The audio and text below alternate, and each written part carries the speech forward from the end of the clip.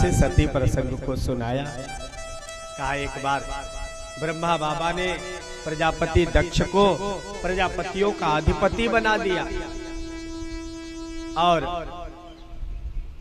स्वागत समारोह हुआ।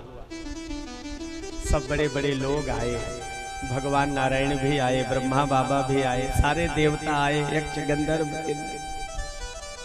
और जैसे ही प्रजापति दक्ष का प्रवेश हुआ सभा में तो महाराज सारे लोग खड़े होकर के स्वागत किए। यही मर्यादा है, कोई श्रेष्ठ व्यक्ति आए तो उसका उठ करके हमें स्वागत करना है। अब भैया जब प्रजापति दक्ष का प्रवेश हुआ तो सब लोग तो खड़े हुए, लेकिन 3 लोग नहीं खड़े हुए, भगवान नारायण, ब्रह्मा बाबा और भोलेनाथ। ब्रह्मा बाबा को तो पिता समझ करके क्षमा कर दिया और नारायण को पितामह बना लिया कि भाई तो हमारे पिताजी को भी पैदा करने वाले। लेकिन भोलेनाथ के ऊपर जो है उसकी कुपित हो गई दृष्टि। श्रूयताम ब्रह्मर्षयो में सहदेवा सहाग्नयः साधूनां ब्रुवतो वृत्तम नाज्ञानान्न च मत्सरा। सावधान सावधान, सुनो सुनो भाई, अच्छे पढ़े लिखे लोगों के बीच में कोई अनपढ़ हो आ जाता है तो महाराज वो सभा बेकार हो जाती है। शिष्ट व्यक्तियों के सभा में कोई अशिष्ट व्यक्ति प्रवेश कर जाए तो महाराज वह सभा बेकार हो जाती। अब सारे लोग घबरा गए, करी राम राम, यहाँ कौन अशिष्ट आ गया, कौन असभ्य आ गया, ये किसकी ओर संकेत कर रहे हैं। सब लोग एक दूसरे की ओर चक्कर पकड़ देख रहे। दक्ष ने कहा तुम लोग इधर उधर क्या देख रहे हो, ये शंकर तुमको नहीं दिखाई पड़ रहा? प्रेतावासी सुघेरुष, बहुत प्रेतों के साथ रहने वाला, अमंगल वेश धारण करने वाला, इसको शिष्टाचार का क्या पता है? शिष्टाचार किसे कहते हैं? हरि राम। निर्गता अपसमन्ता त्राता त्राणम रक्षणम एसाम ते निरपत्रपाः तान रक्षक हीनान पातीति निरपत्रपाः। निर्लज्ज। भगवान भोलेनाथ आंखें बंद करके ससुर जी की गाली सुन रहे। नंदीश्वर से नहीं रहा जा रहा। स्वामी अब आप कुछ बोलो नहीं, अब मुझे बोलना पड़ेगा। बार बार भगवान भोलेनाथ समझा रहे हैं, देखो ससुराल में सबको गाली खानी पड़ती। अरे कुछ लोग विवाह में गाली सुनते हैं, कुछ लोग विवाह के बाद सुनते। हमको मान लो हम विवाह के बाद ही सुन रहे। महाराज एक से एक देवताओं ने कहा भाई फिर अगर तुमको यह इतना ही अशिष्ट और निर्लज्ज था तो इसके साथ तुमने अपनी बेटी का क्यों विवाह कर? गृहीत्वा मृग सावाक्षा पाणि मरकट लोचन। दक्ष ने कहा अरे मैं अपनी बेटी मृग नयनी बेटी का विवाह इसके साथ कहा करने वाला था, ये बंदरों जैसी आंख वाला है, मरकट लोचन। तो मैं अपने पिताजी के कहने पे कर दिया, नहीं मैं कहां विवाह करने वाला। महाराज नाना प्रकार का वाद विवाद हो गया। अब उसकी बड़बड़ाहट देख करके नंदीश्वर से नहीं रहा गया। हरिहर निंदा सुनई जो काना होई पाप गौ घात समा। नंदीश्वर ने शाप दे दिया, कह रहे दक्ष तू जब से सिंहासन पाया है तब से बड़बड़ा ही रहा है। अस नहीं को जन्मा जग माही। महाराज धन वैभव रुपया पैसा पद प्रतिष्ठा प्राप्त करने के बाद बड़ी विडंबना है संसार। बड़े लोगों के यहाँ जाइए तो महाराज कितने लोग प्रणाम कर रहे हैं ये लोग नहीं देखते। कौन कौन प्रणाम नहीं किया इस पर दृष्टि जाती है।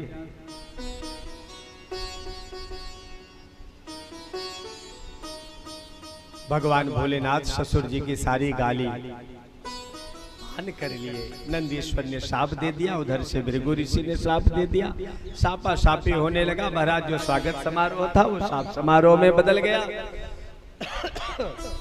आज वही प्रजापति दक्ष भगवान भोलेनाथ का अपमान करने के लिए उससे नहीं रहा गया।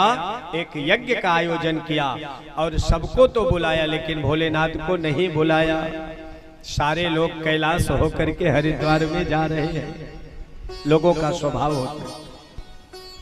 जानते हैं कि पड़ोसी से आपकी नहीं बन रही है, फिर भी आपके यहाँ निमंत्रण खाने आएंगे तो पड़ोसी के यहाँ जूता उतारने जाए। चलें देखें क्या हालचाल हो रहा है, अभी कुछ बात बनी कि नहीं। वैसे ही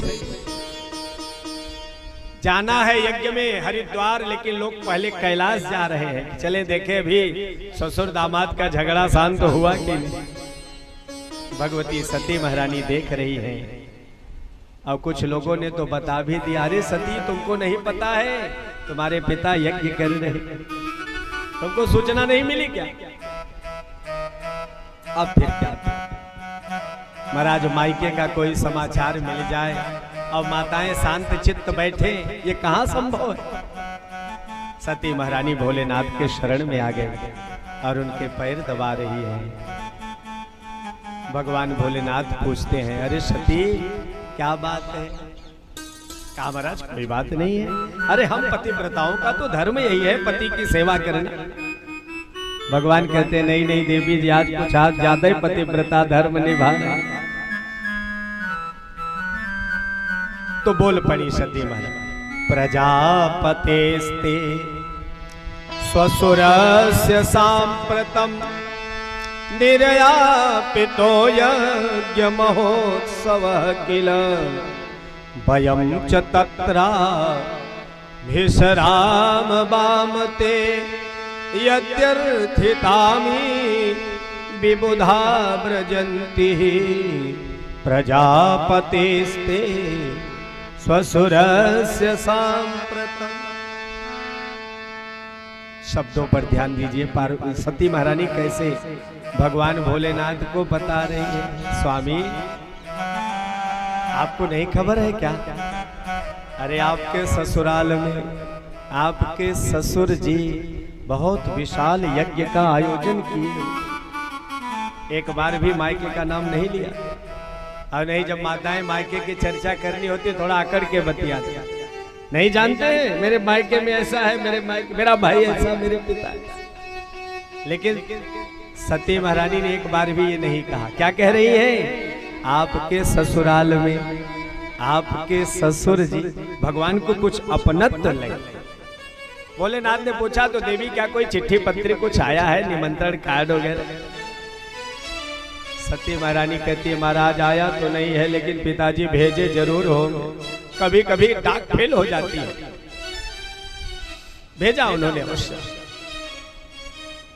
महाराज जो बरसों पुरानी बात हो गई, आज भगवान भोलेनाथ ने सती महारानी को बताया। देखो देवी ऐसी ऐसी बात है, ऐसी ऐसी घटना घटी थी, इसी के कारण तुम्हारे पिताजी ने हमको निमंत्रण नहीं दिया, इसलिए तुम भी वहां जाने की चेष्टा मत करो। पिता के घर तो बिना बुलाए भी जाया जा सकता है, लेकिन जहां जाने पर लोग विरोध माने, ऐसे व्यक्ति के यहाँ नहीं जाना चाहिए। अरे महाराज यही रहा,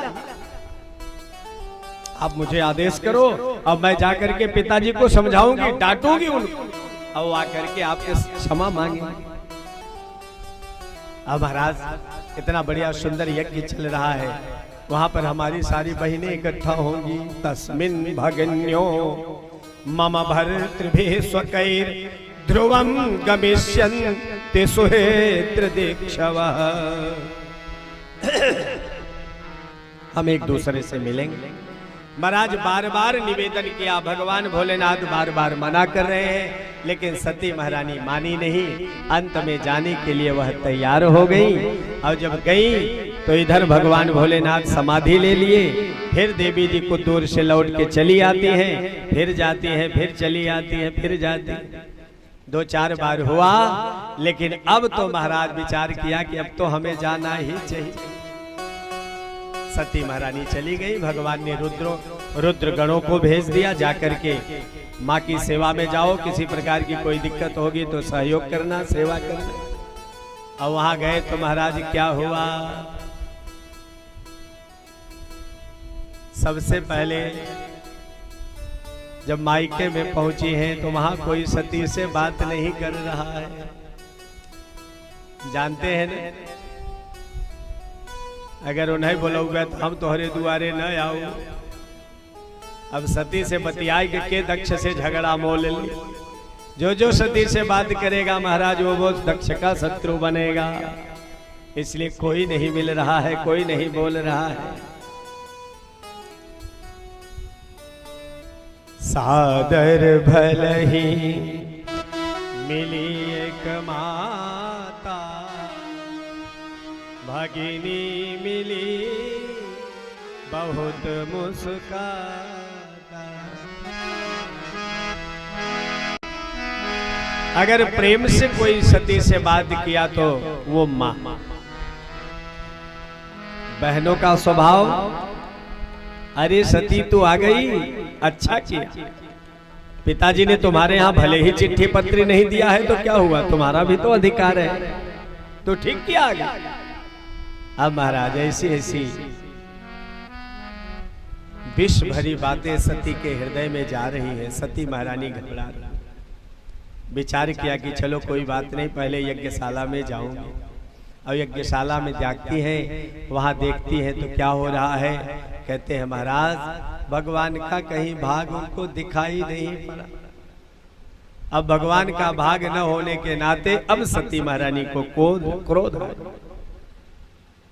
भृगुम बबंध मणिमान वीरभद्र प्रजापतिम चंडीशः पूषणम देवम और उससे वीरभद्र का प्राकट्य हो गया। भो वीरभद्रम ते, तुम्हारा कल्याण हो। कहा महाराज आदेश करो। कहा दक्षस्य यज्ञम जहि, प्रजापति दक्ष के यज्ञ का नाश करो। महाराज वीरभद्र पहुंचे, संपूर्ण यज्ञ को तहस नहस कर दिया। सबसे पहले यजमान का सर धड़ से अलग कर दिया। भृगु ऋषि की दाढ़ी उखाड़ लिया। भग देवता की आंखों को फोड़ दिया। पूषा की दंतावली बाहर कर दी। जितने लोगों ने महाराज जैसे जैसे हंसी और खिल्ली उड़ाई, सबको वीरभद्र ने प्रसाद दिया।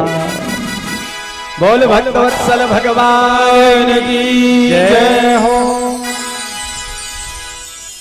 श्री सच्चिदानंद परमात्मने नमः। सब सारा यज्ञ अस्त व्यस्त हो गया।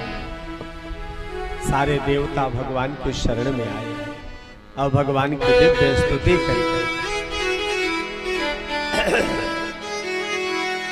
आइए हम आप भी भगवान भोलेनाथ का स्मरण करें और भगवान भोलेनाथ की प्रार्थना। बोल शंकर भगवान की जय। महादेव शंकर जय हो। है जग से